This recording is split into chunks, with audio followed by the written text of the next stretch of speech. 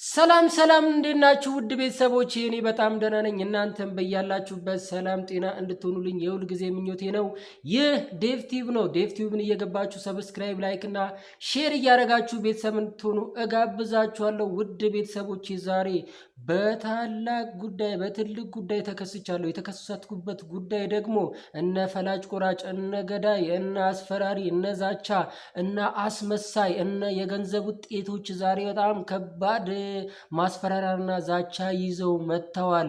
ከወንድም እኛ እንበልጣለን፣ ከእህት እኛ እንበልጣለን፣ ከሚስትና ከልጅ እኛ እንበልጣለን ብለው የራሳቸውን ፕሮፓጋንዳ ይዘው ያንን የፈሩትን ነገር እንዳይታወቅባቸው የራሳቸው ዓላማ ይዘው መጥተዋል።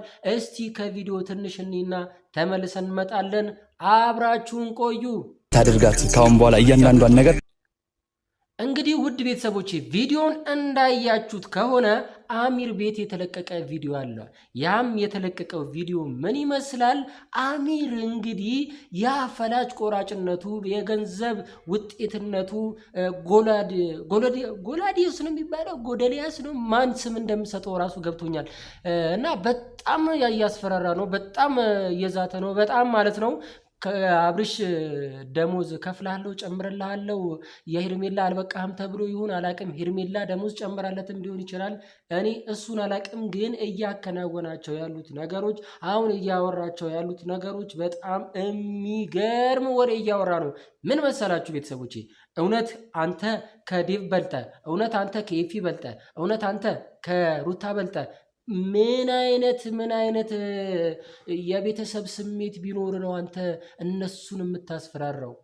አንተ ጉድጓድ ውስጥ እነሱን ትከታቸዋለህ። ኤፊን እያስፈራራ ነው፣ ጉድጓድ ውስጥ ጨምረዋለህ። አንተ ጀግና ነህ። ለወንድሙ አስበ፣ ለጓደኛ አስበ። አንተ ከስጋ ቤተሰቡ በልጠ። አንተ የትኛው አክተር ነህ? የትኛው ከየቱ ፕላኔት የመጣ ሰው ነህ? ከየትኛው ፕላኔት ነው የወረድከው? በእግዚአብሔር ንገሩኝ እስቲ። አእምሯችሁ ምንድን ነው የደፈነው? ምንድን ነው እንደዚህ ያጨለላችሁ? ቆይ እንዳይታወቅባችሁ የምትፈልጉት የደበቃችሁት ነገር አለ። ያ ነገር እንዳይታወቅባችሁ ነው እንደዚህ የምትሆኑት።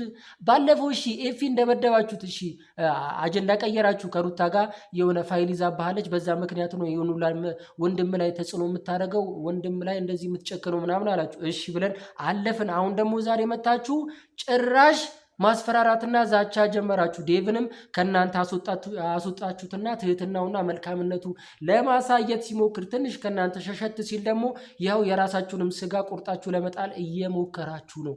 እኔ ምንድነው አእምሯችሁ? ቆይ ምንድነው ጭንቅላታችሁ? ይምር አስተሳሰባችሁ ምንድነው? ኧረ ምንድነው?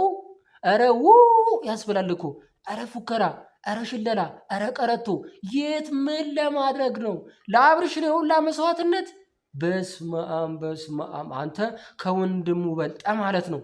ኤፊን አንተ ጉድጓድ ውስጥ አስገብተ አብርሽን አንተ ሰላም ታረገዋለህ ማለት ነው። ወደ ጤናው ተመልሰዋለህ ማለት ነው። ደግሞ የምታስቡት ሀሳብ አብርሽን እዛው ቡታጀራ ላይ የሆነ ቤት ተከራይተን ወይ ደግሞ መኝታ ቤት ተከራይተን እዛው ሩም ይዞ እንዲቆይ እንፈልጋለን ምናምን፣ ወደ ጤናው እንዲመለስ። በየትኛው ሕክምናችሁ ነው ወደ ጤና የምትመልሱት?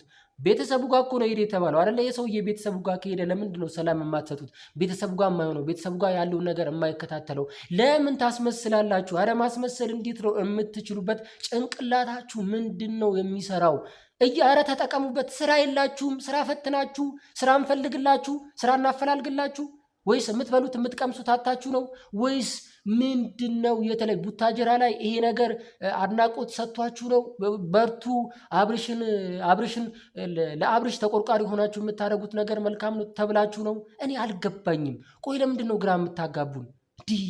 ጭራሽ ምንድን ነው እያሰባችሁ ያላችሁት? ኤፍሬምን ለመደብደብ፣ ኤፍሬምን ጉድጓድ ውስጥ ለመክተት፣ ሌላውንም ሁሉንም በቃ በሱ ዙሪያ ያሉትን ሰዎች ከዚህ በኋላ እየተከታተሉ ማዳፈን፣ ጨልም ማድረግ አይደለም። በቃ እናንተ አክተሮች ናችሁ። እናንተ ህግ ያለበት ሀገር አይደለም ያላችሁት። እናንተ በቃ ጉልበተኞች ናችሁ። ማንንም አይችላችሁም። ማንም እናንተ ማቆም አይችልም። እናንተ የተለየ ኃይል አላችሁ። ኮማንዶ ናችሁ። የሀገር ጠባቂ፣ የአገር ዘብ ናችሁ። ማንንም አንሰማም። ማንንም ከዚህ በኋላ እየተከታተልን ነው። ወንጀል እኮ አይደለም ይሄ። አሁን ሄርሜላ ደሞዝ ጨምራል ነው ወይስ ደግሞ አጉዱላብ ነው? አሁን ሌላ ርዕስ ይዘህ የምትመጣው?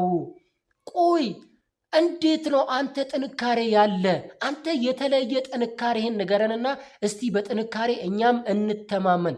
ፋይል ካለ ፋይሉን አውጣና አሳይ ተብለሃል። ፋይሉን አሳይ አይደል እንዴ?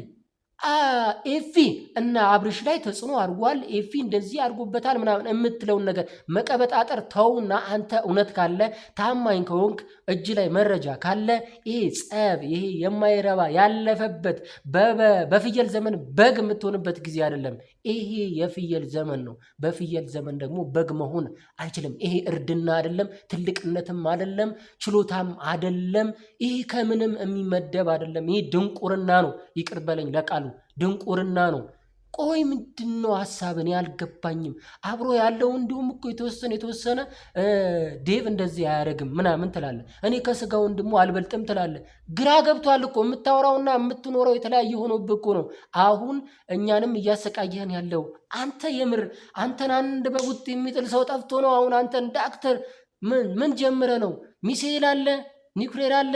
በየትኛው መሳሪያ ነው አንተ ሁሉንም አጣጥለ? ቆይ ቡዜ ትላለህ። ቡዜም ትከፍላለች ማለት ነው ወይስ ምንድን ነው? ዴቭ ወንድሙ ነው፣ የስጋ ወንድሙ ነው። ኤፍሬም እሺ እንደዛ አረገበት ብለህ አስብክ፣ አእምሮ ስለማይሰራ። አሁን ደግሞ ዴቭን ተቃርነ የምር ወንድሙ ላይ ጉዳት ሊያደርስ ፈልጎ ነው እንደዚህ እያደረገ ያለው ከነሱ ጋር እየሆነ ነው እያበረ ነው ብለህ ዴቭንም በእናንተ ይቺ በመጥፎ ሐሳብ የሚሰሩ ሰዎች መሃል አስገብታችኋል። ጭንቅላታችሁ ያው በመጥፎ ስለሚያስብ ማለት ነው። ደግሞ ሩታን የምታንቋሽሹበት መንገድ ምረጡ።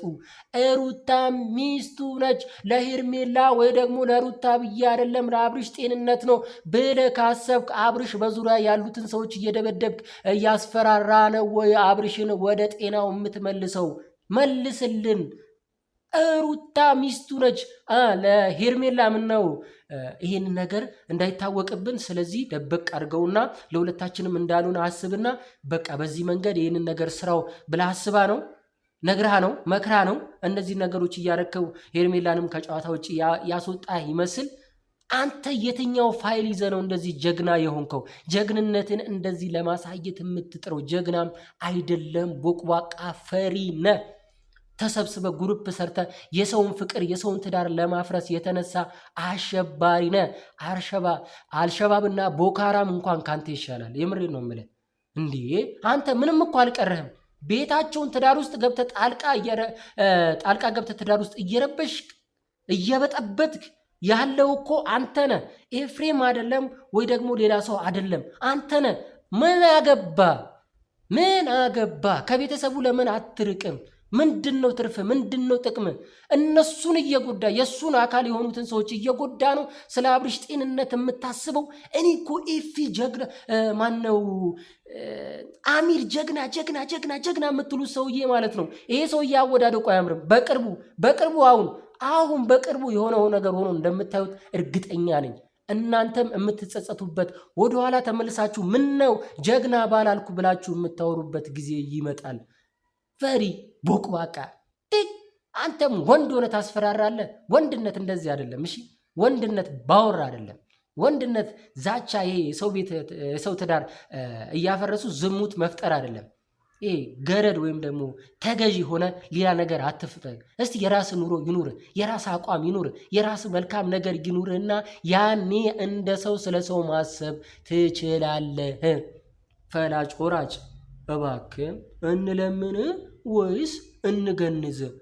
በቅርቡ እኔ ተገንዘ እንደማይ እርግጠኛ ነኝ። በዚህ አቋም አትሄድም። ለማንኛውም ውድ ቤተሰቦቼ እነዚህ ሰዎች ይዘውት የመጡት አጀንዳ አሁንም ሩታ በተረጋጋ መንፈስ በተረጋጋ መልኩ እነሱን ለማሸነፍ ስትጥር፣ እነሱ ግን ያው መሸነፋቸው እየከበዳቸው ወደፊት የሚመጣባቸው ነገር እነዚህ ነገሮች ሲታወቁ ምን እንደሚደርስባቸው ስላወቁ በዚህም በዛም በግራም በቀኝም በቦሌም በባሌም እያሉ ነገሮችን እያብሰለሰሉ ተጨንቋል። እዛ ቤት ተጨንቋል። ኧረ እየረገበ ነው እያለ ነው። ሴጣኑም እየተነሳ ነው እያጨበጨበ ነው። ስለዚህ ቤተሰቦቼ አሁንም ብትሆኑ ልብ ካላችሁ እውነት ካላችሁ በዚህ አይነት መንገድ ሳይሆን አግኝቶ ማውራት ይቻላል። በፍትሃዊ መንገድ፣ በሰብአዊነት መንገድ ማውራት ይቻላል።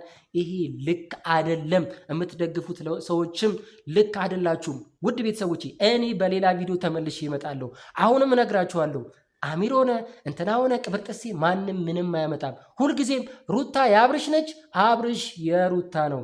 ስለዚህ ዳይ መንገድህን ፈልግ አዳሜ።